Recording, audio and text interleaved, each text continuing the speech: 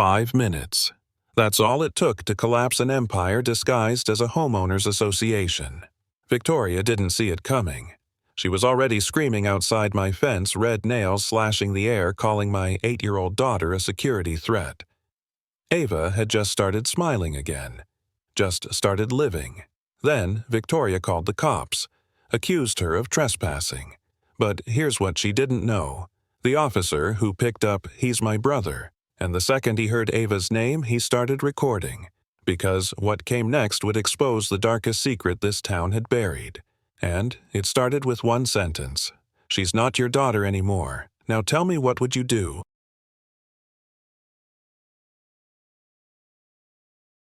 6 months. That's how long it had been since Helena, my wife, my compass, lost her battle with brain cancer. Our 40-acre ranch in Millbrook Springs, Texas, had never felt more silent. Grief clung to the air like dust in the summer sun. Some mornings I'd still wake expecting to hear her humming over the coffee pot. Ava, my daughter, barely spoke. She used to build entire horse ranches out of Legos. Now, silence. But today was different. I stepped onto the porch and froze. Ava was running barefoot through the wildflower meadow, chasing butterflies, her blonde ponytail bouncing with every laugh. For the first time since the funeral, I heard joy in her voice. Real, untamed joy. And in that moment, watching her arms reach toward the sky, I thought maybe, just maybe, we were healing. But I was wrong. That joy was the very thing they came to destroy. The peace shattered with a voice that cut through the meadow like a blade. "Excuse me." A woman, maybe mid-20s, stormed across the field in high heels, her white blazer glaring against the Texas dust. Every step screamed entitlement. Behind her was a man in a tailored suit fumbling with a clipboard, struggling to keep up. I moved toward Ava, who had frozen mid-chase. She reached for my hand.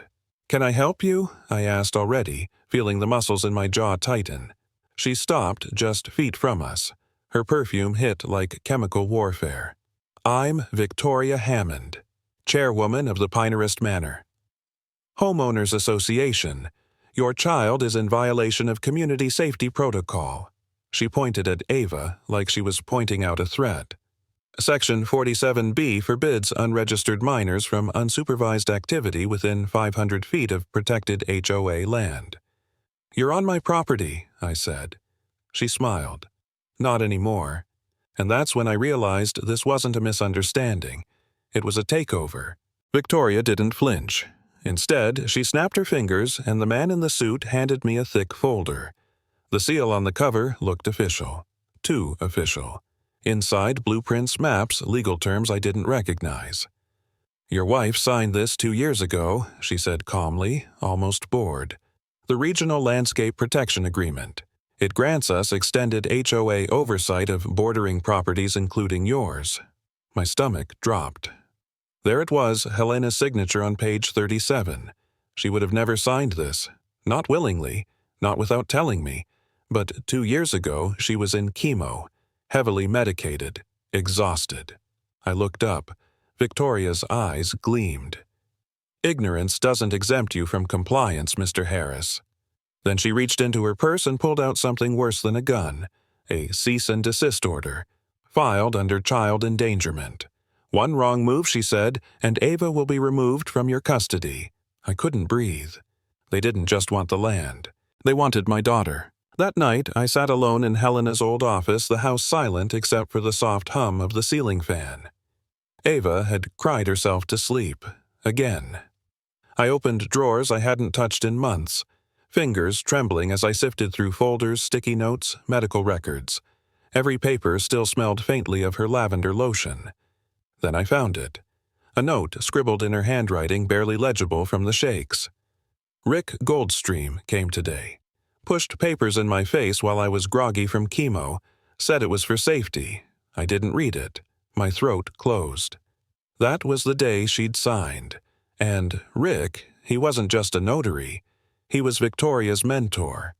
I remembered now he spoke at her law school graduation. Helena had tried to warn me even in her pain. She knew something was wrong. She just didn't live long enough to finish the fight.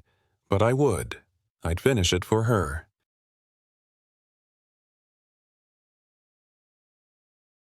The next morning, Victoria came back, this time with a phone in one hand and a smug look on her face. Since you refused to cooperate, she said, I've reported you to local authorities for violating HOA safety protocols. Expect a formal response shortly.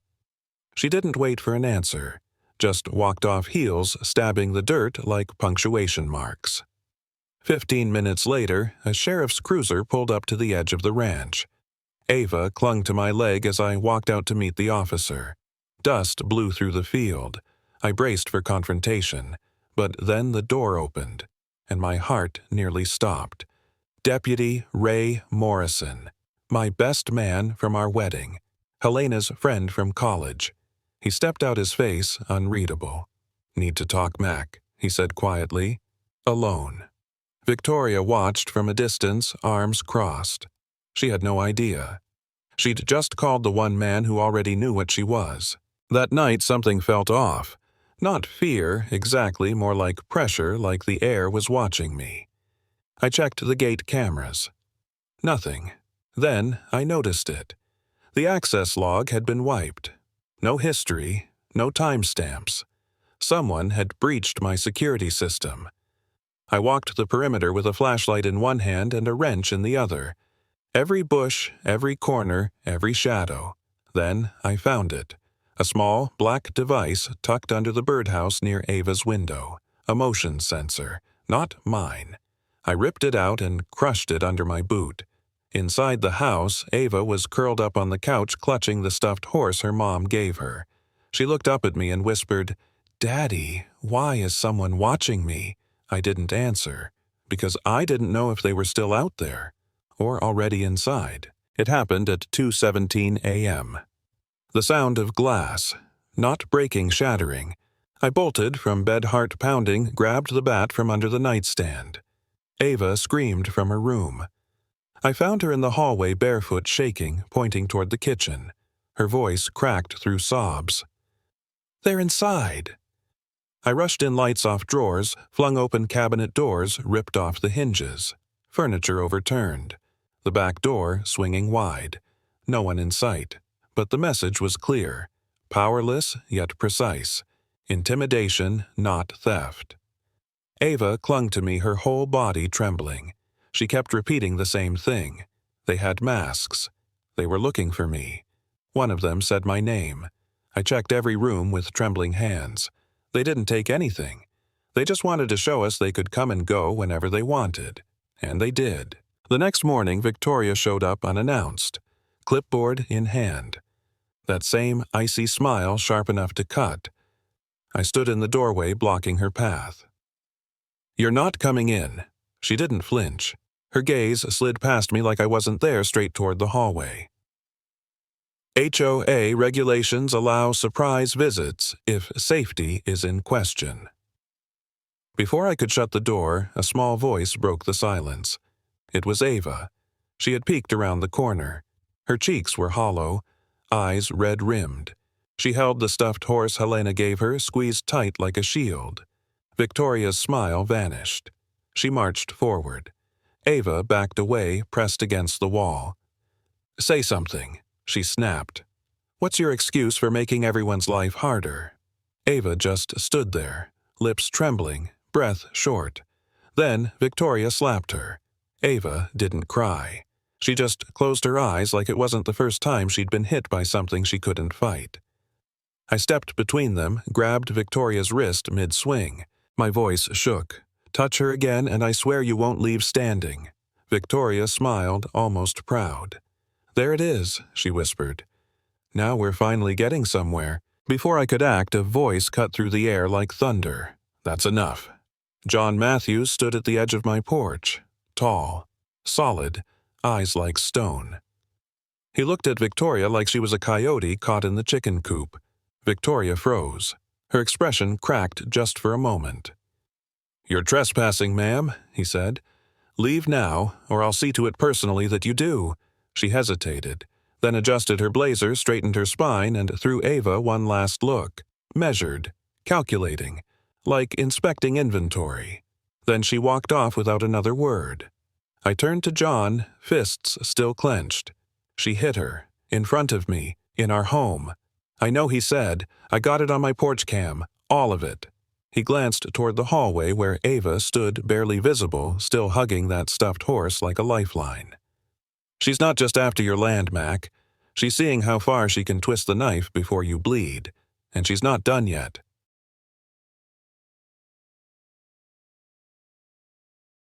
That night, when Ava was finally asleep, curled up under the blanket Helena made, I went into her old office. The room smelled like dust and lavender. Like her, I hadn't opened those cabinets since the funeral. Every drawer I touched felt like disturbing a grave. Then I found it. A folder buried beneath unused medical bills, labeled in her handwriting uneven but clear Pinterest, private. Inside a storm of notes, timelines, names, Goldstream, Vargas, Blackwell, and then the email. "Rick Goldstream came again today. I was too weak to sit up. He said it was urgent child safety paperwork. I signed something Mac. I don't even remember what.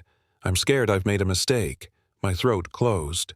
Even while dying, she was trying to protect us, and I hadn't seen it. I was too busy holding her together to realize she was holding off a monster. But I saw now. And I wouldn't let her voice be the one that went unheard again. The next day, Victoria came back, not alone. 2 HOA board members flanked her like Secret Service, both dressed in sharp suits with eyes that never blinked. She didn't knock, didn't smile. She just stood on my porch arms, crossed voice venom sweet. "You're lucky Helena isn't alive to see this mess." I didn't reply. My grip tightened on the doorframe until my knuckles turned white. She stepped closer. Helena always pretended she was strong, smart. But we both know what she really was: overwhelmed, emotionally unstable. She brought this on herself. Something in me cracked. Behind me, Ava was watching, silent. She hadn't said a word all morning, just sat at the kitchen table drawing crayon butterflies with broken wings. Then Victoria looked at her, tilted her head. "That child doesn't belong on a ranch.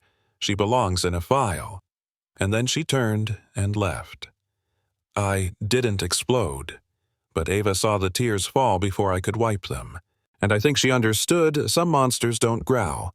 Some wear lipstick and call it law. 2 days later it came. A thick envelope, certified, sealed like a weapon. Inside a lawsuit. Summons from the county court. Allegations of safety violations, public disturbance, and psychological abuse. Against me. Filed by Victoria Hammond, backed by the Pinterest Manor HOA. The language was clinical, legalese, cold, but what cut deepest were the photos. Ava gathering wildflowers barefoot in the meadow, smiling under the oak tree. Then one shot her sitting on our porch knees, tucked in, tears streaking down her cheeks. And another grainy from the night of the break-in. Her silhouette caught mid-scream. They'd been photographing her, stalking her, turning her childhood into evidence. I stepped out for air. That's when I saw them, a black SUV parked just far enough to be legal, 2 men inside, pretending to scroll a map. But their eyes weren't on the road. They were on my front door, on Ava's window. This wasn't intimidation, it was surveillance. And we were the target. Ava found it while looking for her favorite toy horse. Tucked behind her dresser, something black, no bigger than a pebble, with a faint red blink. "Daddy? What is this?" On the counter, I dissected it. Inside an audio transmitter. Active. Live. Someone had been listening. I tore through the house, found another behind the living room bookshelf, one more in the hallway vent. Our home wasn't a home anymore. It was wired. Every bedtime whisper, every quiet sob, every moment we thought was private recorded. That night I sat on the porch, shotgun on my lap, eyes fixed on the dark beyond the fence line. Ava curled beside me under a blanket, silent for a while. Then she whispered, "Why are they doing this to us?" I looked at her but couldn't answer. How do you tell an 8-year-old that she's been hunted by people in suits who speak in contracts, not bullets? They don't want our land, Ava. They want control, and we just made them nervous. John came after sunset, face pale hand gripping a flash drive like it was a lit fuse. We locked the office. Blinds down, lights off. He slid the USB into Helena's old laptop. A folder opened Pinterest watch. Dozens of clips. Grainy, green-tinted night vision. Time-stamped. Silent. Trucks. Box vans. All with out-of-state plates. No markings. Always at midnight. Then came the worst one. Children. 3, maybe 4. Small. Led through a side entrance of the HOA building. Quiet. No struggling. No sound. Just compliance. Like they'd done it before. My chest tightened. I couldn't look away. This isn't about zoning laws, John said. This is organized. And then he said it. They're not planning to traffic kids. They already are. I forced myself to ask. You think Ava's on the list? He didn't answer right away. I think she's the reason they're rushing. I think you scared them. Now we hit back, but we need something they can't bury, something they can't deny.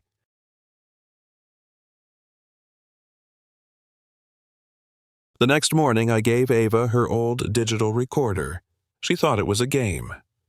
Pretend you're a reporter again, I said. Just keep it in your pocket. Press the red button if you see anyone from the HOA.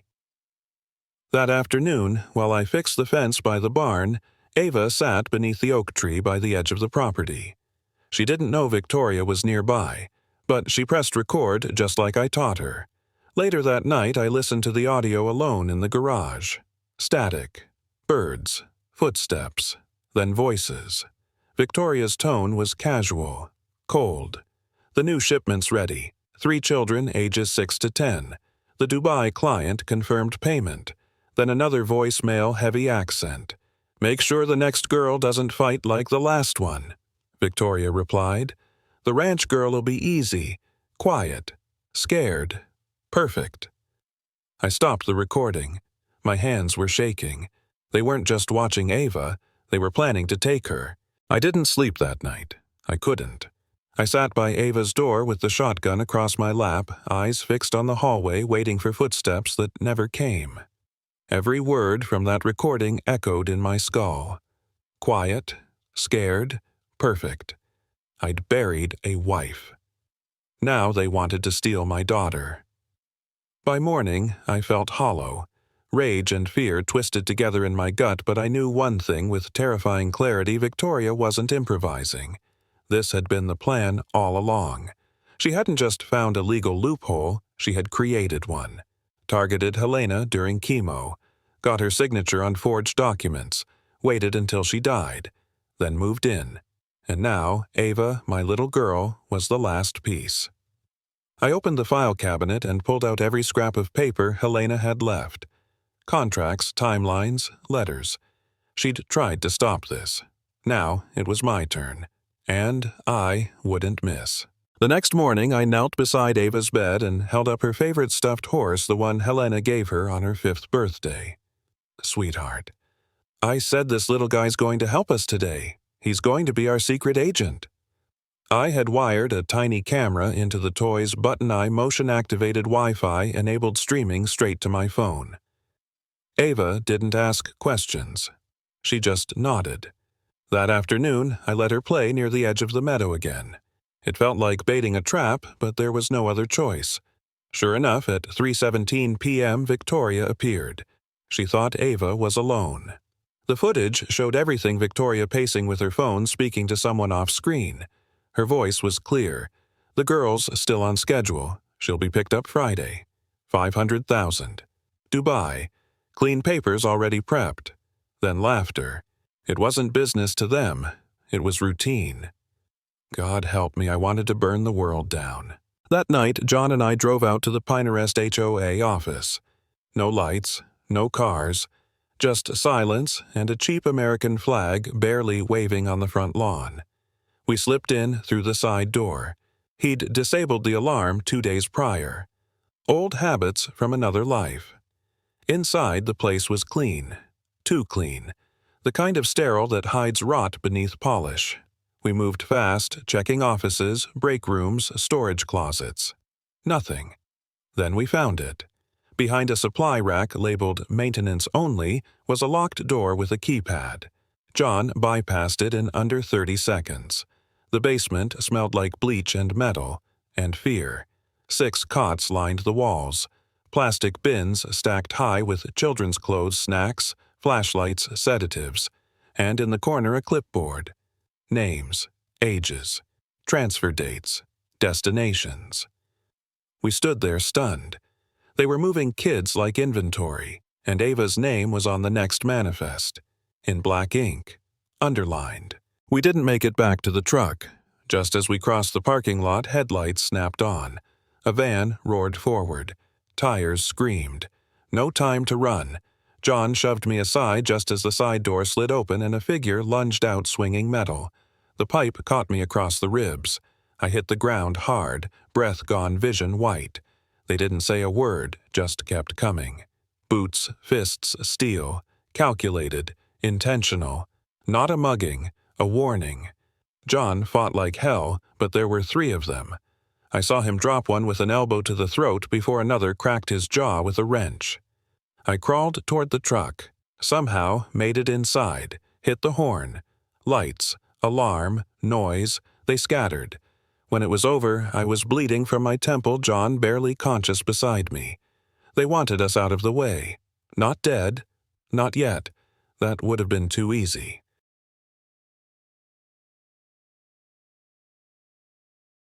The next morning, John showed up at my porch with his jaw swollen, one eye purpled shut, and a badge in his hand. It wasn't local. It was federal. FBI. Division of Child Exploitation. I stared at him speechless. All these years he'd been the quiet neighbor with strong coffee and weekend fence tools. I was embedded 2 years ago, he said. After Helena filed a complaint, we flagged for pattern escalation. But then she pulled back. Refused further contact, said it was too dangerous. My throat tightened. That's why she started hiding documents. She was trying to protect me. Protect Ava. John sat down slow, wincing.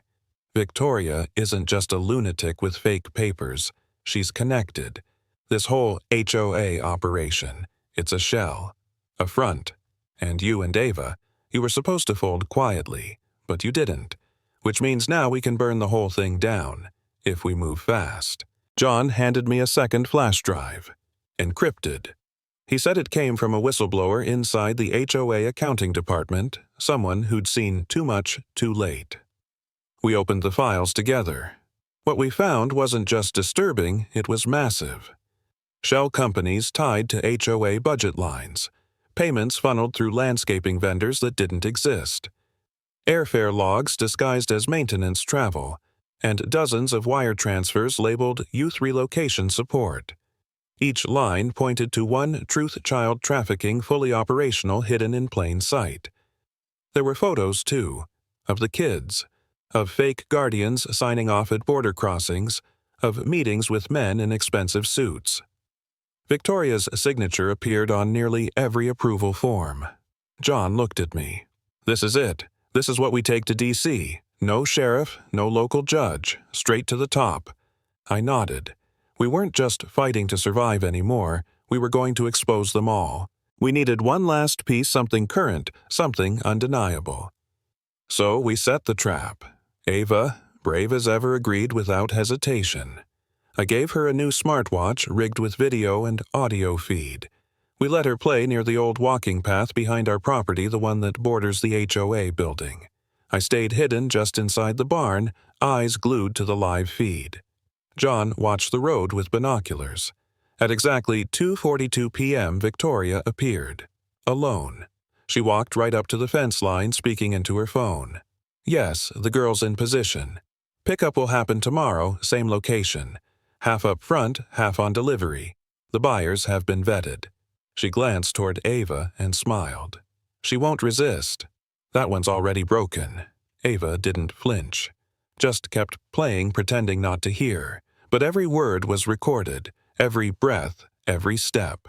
This wasn't hearsay anymore. It was a confession. On tape, in real time. The call went out at dawn. By sunset, black SUVs lined the dirt road leading to the Pinterest HOA office. Federal agents in tactical gear took positions, no sirens, no warnings. Silent, surgical. From the barn window, I watched them move like ghosts through the trees. Victoria was inside. The live feed from Ava's watch showed her at the conference table speaking on speakerphone. Yes, tonight. 3 units, all prepped. The merchandise will be in the loading bay by 9. Then the agents moved. Front-backside entrances breached in under 30 seconds. Screams. Orders shouted. A gunshot, then silence. I sprinted from the house, heart in my throat. And there they were. 6 children, dazed barefoot, led out from the basement in single file. Some crying, one holding a rabbit plush so tight it looked ready to rip. And standing behind them, handcuffed face drained of color, Victoria. She didn't scream. She just stared at me like it wasn't over. Victoria wasn't done. Not even in cuffs. As agents escorted the children out, she thrashed against her restraints, screaming my name. "You think you've won, Mac? You think this ends with me?" One agent tightened her zip ties, but she kept shouting, "There are more of us. You're just scratching the surface. That girl of yours, she was perfect. She was chosen." I stepped forward. My fists curled, jaw locked. She looked right at Ava, who stood behind me, clutching my hand. "You don't know what you've started," Victoria hissed. "I gave your wife a way out. She refused, and she paid for it. That was it. I lunged. It took 2 agents to hold me back. Ava didn't cry. She didn't flinch. She just stared at the woman who had haunted our lives. And in that moment, I realized Victoria wasn't a mastermind. She was a puppet, and we hadn't reached the top yet.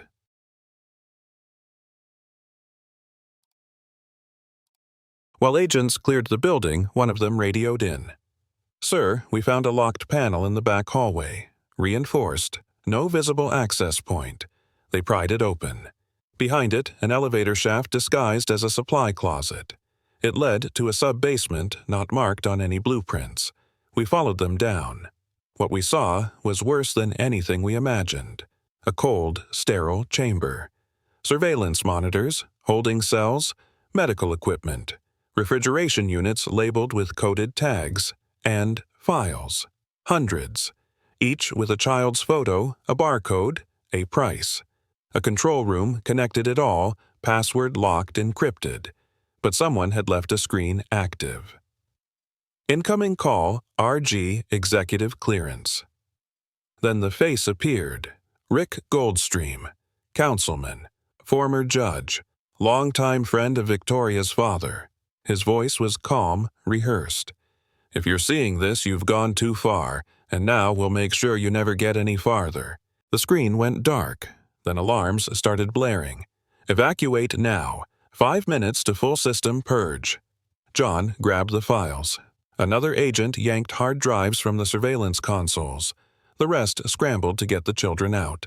I turned toward the service stairwell only to find him. Rick Goldstream. Real. Alive, and standing just feet from us. He held a small device in his hand. "Thumb on the trigger. This is bigger than you, Mac. Bigger than your grief, your ranch, your daughter. This network has served powerful people for decades. We don't lose." His eyes were dead calm, flat, like this wasn't the first time he'd made a place disappear. I stepped forward slow. "What did you do to Helena?" He tilted his head. "She got in the way. She asked questions. So we made her pain permanent." Then he smiled. "But now, you're the one who's about to lose everything." Before Rick could press the detonator, a shot rang out. He staggered, dropped the device, blood blooming from his shoulder. Behind him stood Angela Whitmore, our town's vet. Only now she wasn't in scrubs. She wore an FBI vest sidearm, drawn badge flashing. "I've been tracking you for 8 months, Rick. Helena came to us first. You should have let her live." Rick sneered, slumped against the wall, still reaching for the device. Angela kicked it across the floor, then nodded to agents swarming in behind her. "Secure the kids. Clear the files. Lock this place down." Above us, smoke alarms wailed. A self-destruct system had activated sprinklers and gas suppression, but it was too late for them. We had what we needed.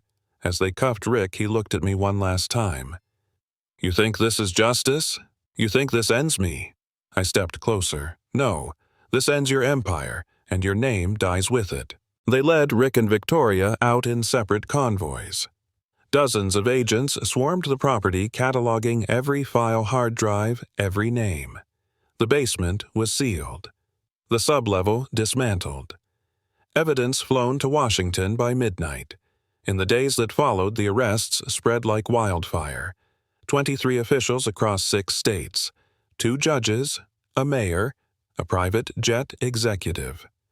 Rick was indicted on federal charges trafficking conspiracy obstruction murder. His recorded confession about Helena made headlines nationwide. Victoria pled insanity, claimed grief over a child she lost years ago. The court didn't buy it. She was sentenced to life without parole. Rick got death, and the children, 8 of them, were placed with loving families, including Sarah, the 6-year-old who never let go of her rabbit. Ava gave her a room in our home until placement was final. As for Helena's files, they became the spine of a congressional investigation. Her voice, even in death, had sparked a war against shadows.